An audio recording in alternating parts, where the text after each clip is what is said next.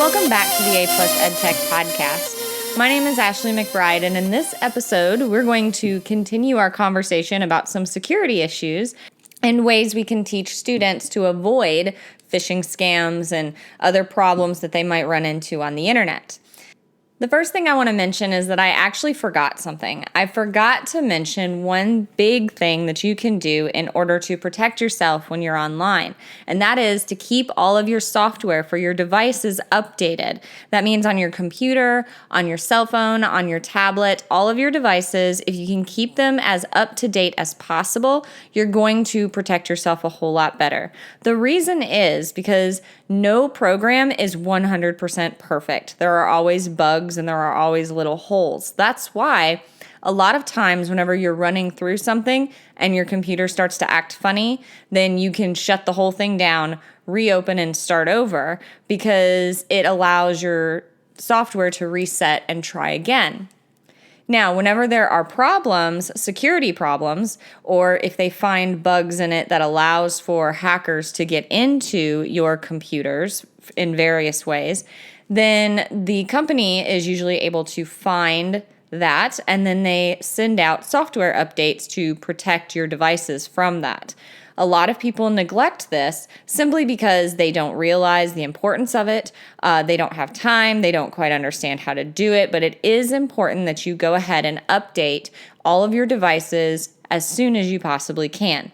When you're having conversations with students about hacking and things along those lines, you can always mention to them that hacking can actually be a job. And I don't mean that in a bad way.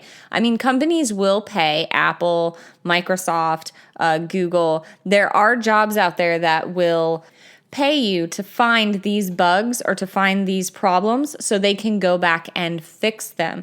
Usually it's contract work, and it allows you to use your knowledge of software and find vulnerabilities for these companies that will allow them to make other people safer whenever they are using their personal devices.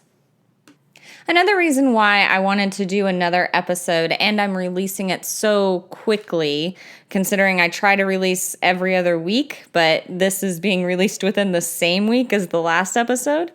The reason why I chose to do that is because right after I released my last episode about security, I saw an article on The Verge, and I saw it through Twitter.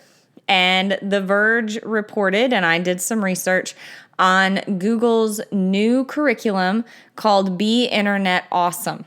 And Internet Awesome is an online video game and a curriculum. Now, I made a big mistake. When I first saw this, I went in and I played the game without looking at the curriculum book, and I was honestly a little upset with it at first because the first level is a button mashing level, and unless you're having a conversation about the things in this game, then I think the point of the game will just go right over students' heads, and they're not really going to get a whole lot out of it.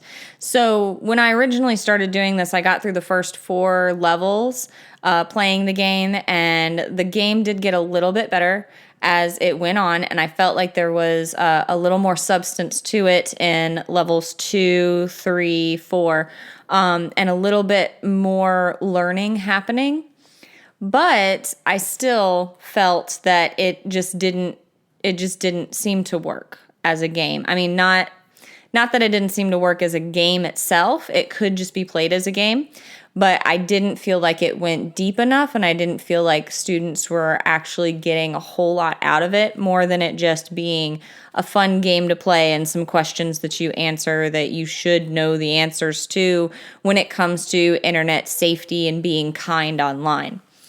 Then I went in and I started looking through the materials that they put along with this program. And as you go through it, there's a lot of good talking points to have discussions with students.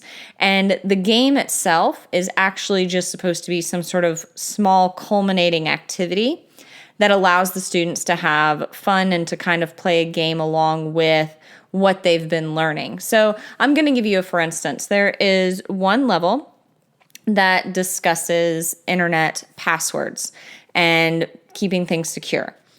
So in that curriculum itself, you have a section where it talks about the importance of passwords and how to not spread out passwords and gives you different scenarios. And then once you go through those activities first, the very final activity is to go into interland, is what they call the land that you are playing in, that the gameplay happens.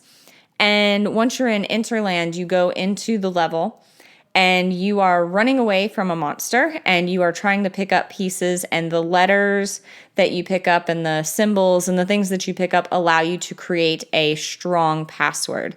And you do it in a number of steps. You pick lowercase letters first, uppercase letters, you start mixing them up, and in the end you end up with a strong password. And it kind of demonstrates for you how to create that strong password without making it super simple for other people to understand.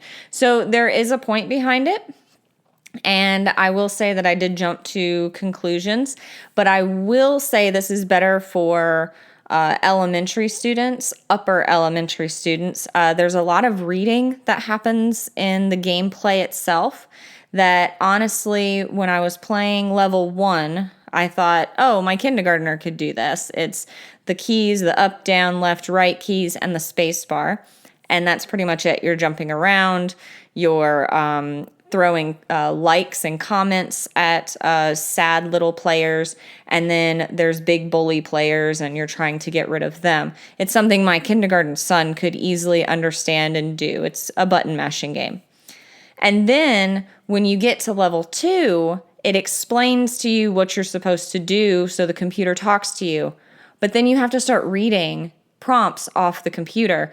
And my kindergartner's not ready to do that. So there seems to be a little bit of a disconnect as to the age range, but I'm kind of guessing, or I'm thinking that they're trying to get students interested in the gameplay first before they start getting into having them answer questions and things along those lines. So there is a place for this. I'd say upper elementary school, maybe middle school.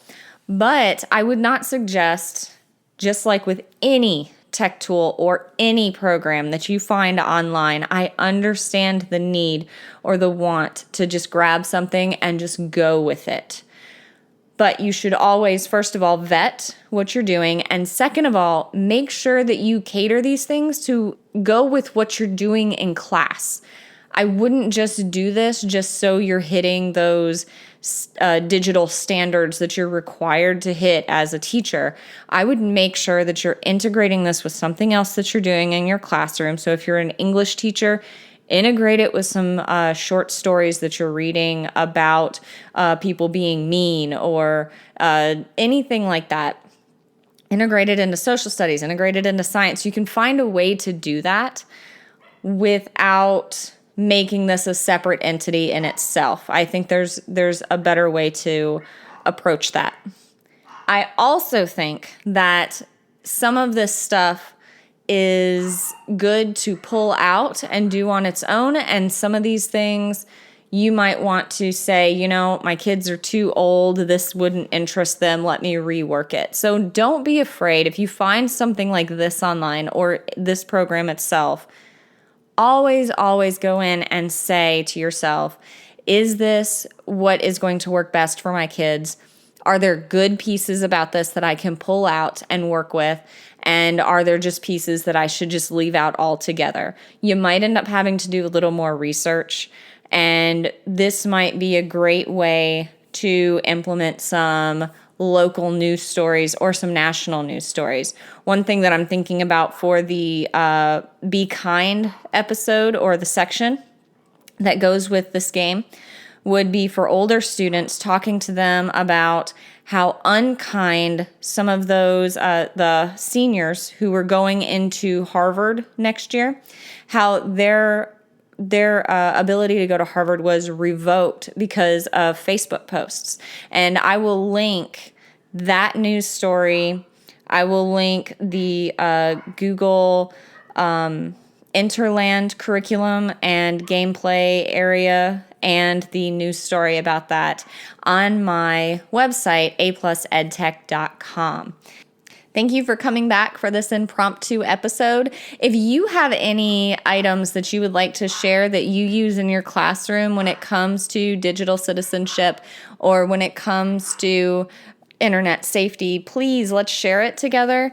And I'd love to hear from you on Twitter. My Twitter handle is @A+EdTech, and you can find me there or you can find me on my website.